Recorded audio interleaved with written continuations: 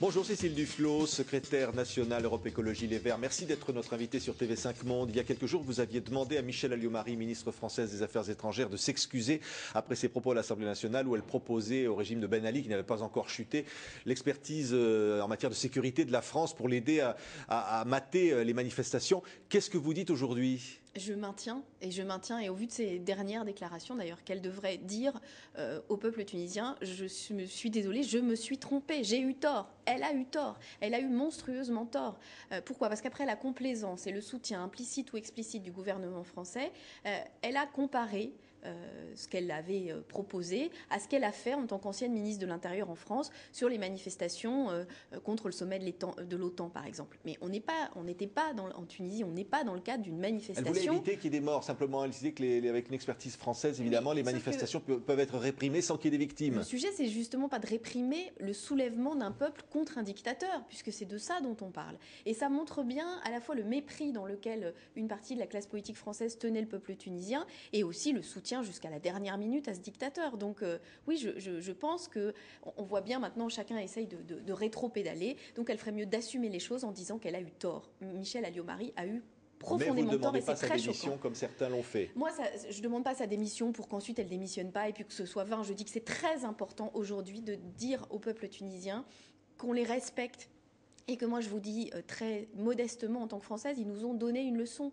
À quel point ça doit être difficile de se soulever contre un dictateur. Je suis impressionnée par eux, impressionnée par le sang-froid collectif, impressionnée par la solidarité, impressionnée par l'organisation, impressionnée par la détermination, par le fait de mêler des jeunes, des personnes plus âgées, des femmes. Le peuple tunisien s'est révélé comme une leçon de démocratie.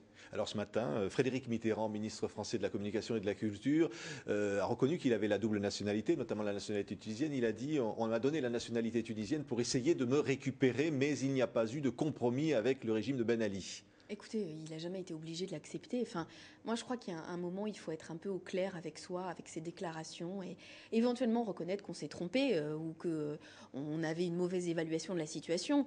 Mais là, vous savez, il se trouve qu'il y a 2 ans, j'étais à Gafsa, au moment où on réprimait les émeutes dans le bassin de Rédief, et j'essayais de parler avec des politiques en France en leur disant « Mais vous vous rendez compte, j'y suis allée, j'ai vu ce qui se passe, c'est pas normal. » Et il y avait plus que de la prudence, il y avait voilà, soit on voulait pas voir, soit on était complice. Et donc, c'est rétrospectivement, tous ces propos-là, toutes ces attitudes sont inacceptables. On savait, voilà. Mais certains hommes politiques ont dénoncé la dictature tunisienne et d'autres non ? Très peu. Mais moi, je suis très fière d'être dans une famille, les écologistes, qui a maintenant un parti légal, qui est le Tunisie Verte, qui est le parti qu'on a soutenu et qui était illégal pendant toute la dictature de Ben Ali, qui a été toujours clair au Parlement européen, toujours clair dans nos expressions publiques pour dire oui, le régime de Ben Ali est un régime policier, est un régime brutal, est un régime corrompu, parce que c'était ça la vérité. Voilà. Oui, alors Lionel Jospin se défend, il attaquait François Fillon parce qu'évidemment il avait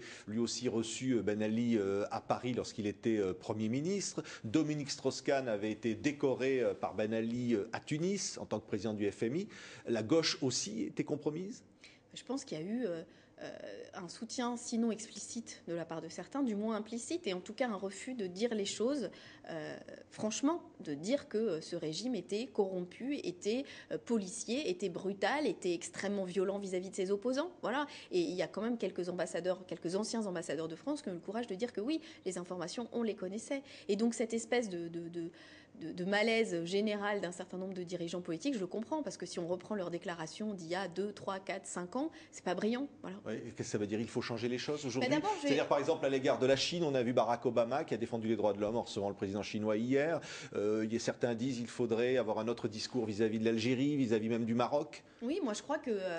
et vous savez, on nous oppose toujours, à nous, les écologistes, qu'on doit avoir un discours un peu réel politique, quoi. Il y a la raison d'État. Sauf que la limite entre la raison d'État et la compromission et la complaisance, elle est très difficile. Donc je pense que quand on sait quelle est la situation réelle, il y a des choses qui sont inacceptables. Les atteintes réitérées à la liberté de la presse, les pressions sur les opposants, le fait d'organiser... Là, je vous parle de la Tunisie à l'époque, le fait de faire des élections qui donnaient... et de féliciter l'élection d'un président de la République. La situation en Chine...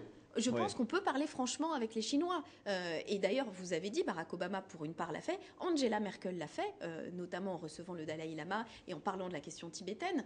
Je ne crois pas que ça empêche un quelconque respect mutuel que de se dire les choses. C'est plutôt...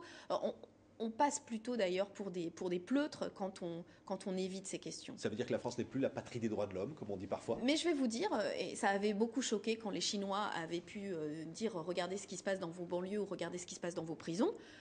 On n'est pas en situation de donner des leçons. On a effectivement, et on l'a vu dans les relations avec beaucoup de pays africains, la France a soutenu des dictateurs. Les relents de la France-Afrique qui sont hérités de la période de la colonisation existent toujours. Et la France n'est pas parfaite, y compris dans son fonctionnement aujourd'hui. La loi LOPSI en discussion en ce moment à l'Assemblée nationale est une loi liberticide. Il faut dire les choses telles qu'elles sont. Donc oui, bien sûr qu'il faut arrêter avec cette formule patrie des droits de l'homme. Il faut regarder parfois un peu la poutre qu'on a dans son œil sur certaines questions. Au-delà, donc votre candidate à l'élection présidentielle, ce sera Eva Joly ? C'est probable aujourd'hui. C'est probable ou c'est presque sûr ou c'est officiel ? Aujourd'hui, c'est une candidate déclarée qui est très largement soutenue, mais nous avons décidé que ce serait l'ensemble des militants et de ceux qui soutiennent Europe Écologie Les Verts qui décideraient de leur ou de leur candidat ou de leur candidate. Donc ce sera comme ça que ça va se passer. Daniel Cohn-Bendit dit qu'il ne voit pas la gauche gagner en 2012. Il dit peut-être si Nicolas Hulot se présente, on va étudier sa candidature. Moi, je ne sais pas ce qui se passera. Mais Dany Cohn-Bendit, c'est un Stradivarius ou je ne sais pas, le Lionel Messi de la politique. Et sauf qu'il ne faut pas que Lionel Messi soit dans les tribunes en commentant le match. Donc voilà, c'est comme pour Dany Cohn-Bendit. Il faut qu'il mette son short, qu'il remonte ses chaussettes et qu'il vienne jouer sur le terrain pour qu'on soit tous ensemble pour essayer de faire gagner. Mais vous ne craignez pas, comme lui, un 21 avril à l'envers, quand on voit Marine Le Pen aujourd'hui, quand on voit ce qui se passe, qu'on voit Dominique Strauss-Kahn est en difficulté, là, d'ailleurs aux primaires socialistes, après les sondages. La question n'est pas de craindre, la question c'est d'agir. Et c'est pour ça que moi j'ai fait le choix de l'engagement politique et c'est pour ça qu'Eva Joly, qui a été une magistrate, qui a été impliquée pour lutter contre la corruption, elle a fait le pas de l'engagement politique pour être dans le camp de ceux qui agissent, de ceux qui décident, de ceux qui sont capables de rendre compte de leur mandat, de ceux qui font bouger les choses. Je ne veux pas être une observatrice de la politique ou commenter, j'ai envie d'agir et d'essayer de faire bouger les choses. Et je pense que s'opposer au Front National et au danger que représente une absence de solution maquillée par des discours de haine, finalement on dit on ne va pas essayer de faire changer les choses, on ne va pas essayer de répondre à la crise, on va vous dire qui sont les méchants. C'est ça la méthode du Front National. Moi je veux qu'on dise voilà les racines de la crise, voilà nos solutions sur l'emploi, sur les questions de sécurité, sur les questions d'éducation, voilà nos réponses. Et puis juger sur pièce, mais de remettre du débat politique. Et une alliance avec le Parti Socialiste est possible, même si il y a un candidat comme Dominique Strauss-Kahn par exemple, c'est possible ? Justement, la question, c'est pas de juger sur le candidat, sinon on tombe totalement dans le piège de la présidentialisation et de la personnalisation qu'a impliqué cette élection.